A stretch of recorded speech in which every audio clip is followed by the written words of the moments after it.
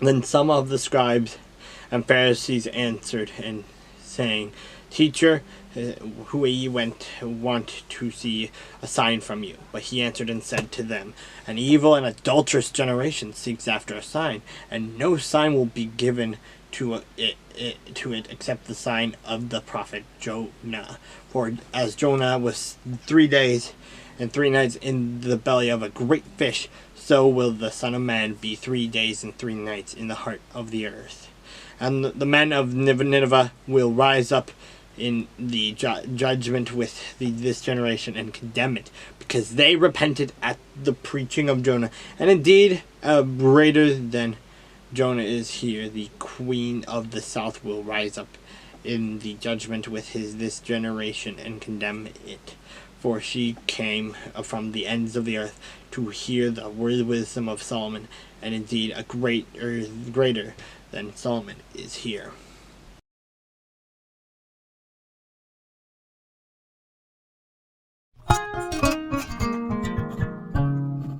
Then David said, This is the house of the Lord, and this is the altar of burnt offering for Israel. So David commanded to gather the aliens who were in the land of Israel, and he appointed masons to cut hewn stones to build the house of God. And David prepared iron to in abundance for the nails of the doors of the gates, and for the joints the bronze, and in abundance between measure, and cedar trees in abundance for the Sidonians, and those from Tyre brought much cedar wood to David. Now David said, Solomon my son is young and experienced, and the house to be built for the Lord must be exceedingly magnificent, famous and glorious throughout all countries.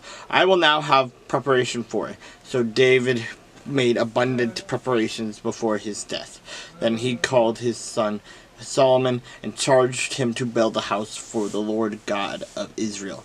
And David said to Solomon, my son, As for me, it was in my mind to build a house to the name of the Lord my God.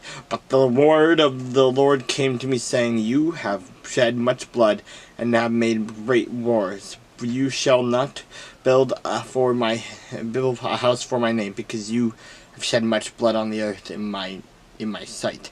Behold, a son shall be born to you, who shall be a man of rest, and I will give him rest from all his enemies all around. His name shall be Solomon, for I will give peace and quietness to Israel in his days. You shall build a house for my name, and he shall be my son, and I will be his father, and I will establish the throne of his kingdom for Israel forever. Now, my son, may the Lord be with you, and may you prosper, and build the house of the Lord your God, as he has said to you. Only may the Lord give you wisdom and understanding, and give you charge concerning Israel, that you may keep the law of the Lord your God. Then you will prosper.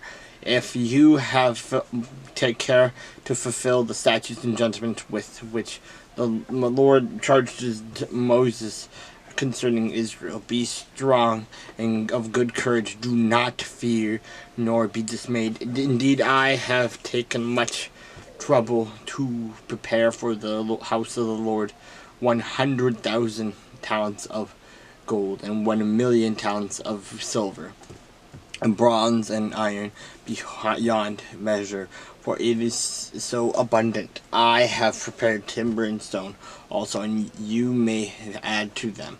Moreover, there are workmen who with you in abundance, woodsmen and stone cutters, and all types of skillful men, for every kind of work. Of gold and silver and bronze and iron there is no limit. Arise and begin working, and the Lord will be with you.